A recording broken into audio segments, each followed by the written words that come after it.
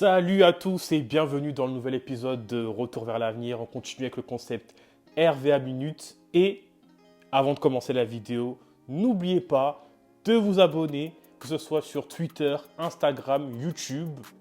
Abonnez-vous. Abonnez-vous parce que ça fait grandir le média. En plus de ça, je pense que là, ça fait quoi? Un mois qu'on vient de commencer, donc ça se passe plutôt bien. Donc si vous voulez que ça se passe encore mieux, partagez autour de vous les posts, les vidéos, mettez des likes. Et surtout, n'oubliez pas, on est là sur Twitter, YouTube et Instagram. Du coup, aujourd'hui, comme vous connaissez le concept du média, c'est de pouvoir parler de la nouvelle scène émergente de ces chanteurs et ces chanteuses de la scène francophone.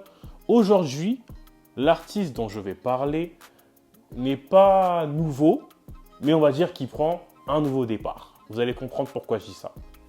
L'artiste dont nous allons parler aujourd'hui est le suivant, Lisandro Cucci. Bon, pour certains, quand je vais dire son nom, ça va leur parler, et pour d'autres, peut-être pas forcément, mais du coup, c'est pour ça qu'on fait la vidéo. Alors, qui est Lisandro Cucci?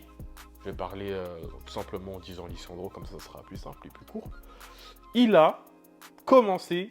En fait, je remarque un truc, c'est que quand je fais mes vidéos, des fois, même assez souvent, le parcours est souvent le même. Soit c'est une famille de musiciens, soit c'est pas une famille de musiciens.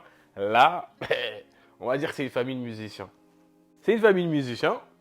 Et du coup, donc, Lisandro, qui est d'origine capverdienne, a, commencé la musique assez jeune. En fait, si vous voulez, c'est le frère de la chanteuse Soraya Ramos, pour ceux qui connaissent.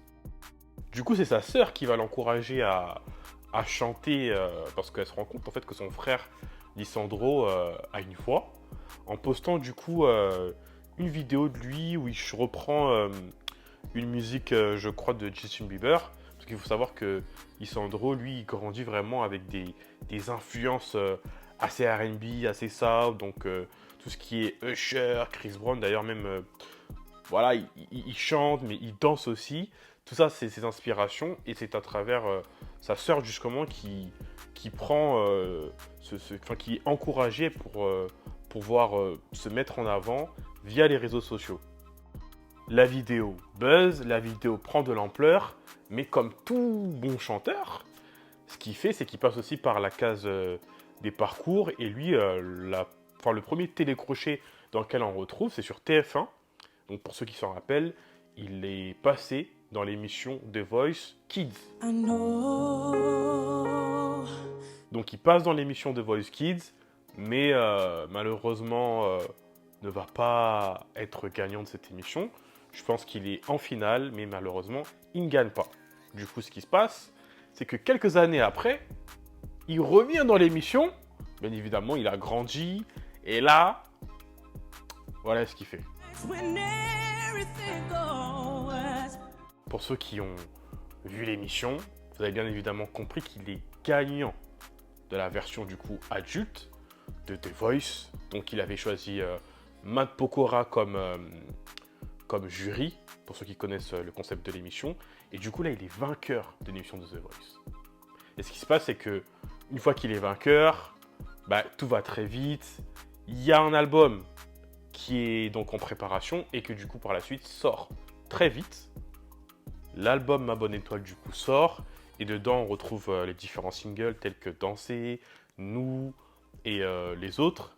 Mais ce qui se passe en fait, si vous voulez, au niveau du projet, c'est que bon, comme c'est un artiste qui sort d'un télécrochet de TF1, en ce qui concerne le style de musique qui est proposé dans ce projet, c'est que c'est de la variété française. C'est de la variété française, et que, si vous voulez, pour faire court, Lisandro se retrouve dans une situation où il va quitter le label dans lequel il est, il va quitter l'équipe avec laquelle il travaille pour pouvoir se lancer en indépendant. Pourquoi?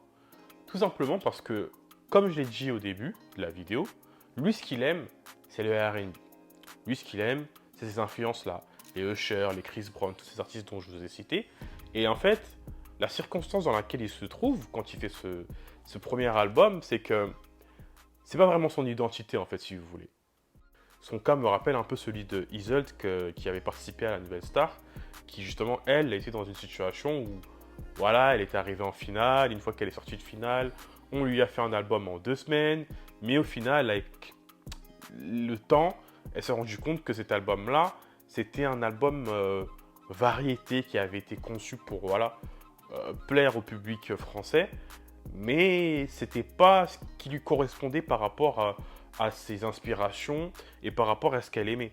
Et du coup, je trouve que par rapport à Lisandro, c'est la même chose.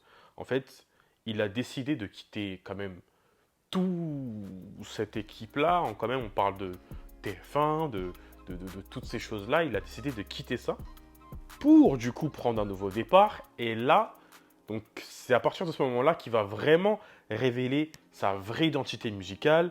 Donc il va y avoir plusieurs singles. Et je m'en souviens qu'il y avait le fameux Elle me dit qui du coup là sonne totalement R&B.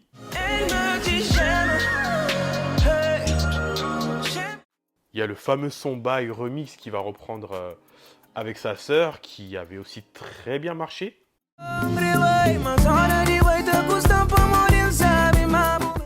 Il y a une chose qu'il faut savoir aussi concernant Lisandro, c'est que en tant qu'artiste, il a beaucoup de points forts. Donc, au-delà d'avoir une belle voix, c'est aussi quelqu'un qui est lusophone.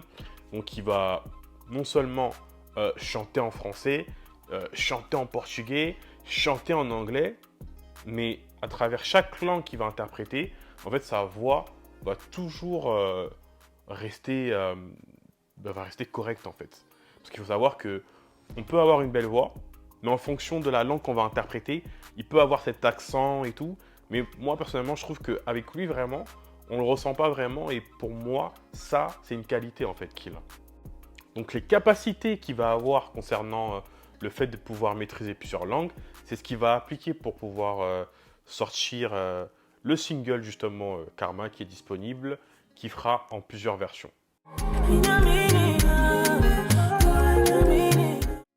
Donc voilà, on arrive à la fin de la vidéo. Et là, vous allez dire c'est court et tout, mais c'est ça le RV à minute. Ça peut durer de 1 minute, comme à 5 minutes, comme à 10 minutes maximum. Mais on essaye de résumer de façon le plus court, hein, pour que vous puissiez tout simplement consommer. Parce que le travail aussi et le but du jeu, c'est ça. C'est que vous puissiez aller consommer l'artiste. Là, l'EP BTLV, qui veut dire Bâtard Lover, est totalement disponible. En gros, le concept de l'EP, c'est de pouvoir parler des bons et des mauvais côtés d'un homme vis-à-vis d'une relation. Je vous recommande fortement le titre Limbisa. Le reste, à vous de juger. Allez écouter. Mais surtout, avant de terminer la vidéo, abonnez-vous, likez, commentez, partagez la vidéo autour de vous. Et surtout, n'oubliez pas qu'on est sur Instagram, qu'on est sur Twitter et qu'on est également sur YouTube. Merci à vous de m'avoir écouté et je vous dis à la prochaine.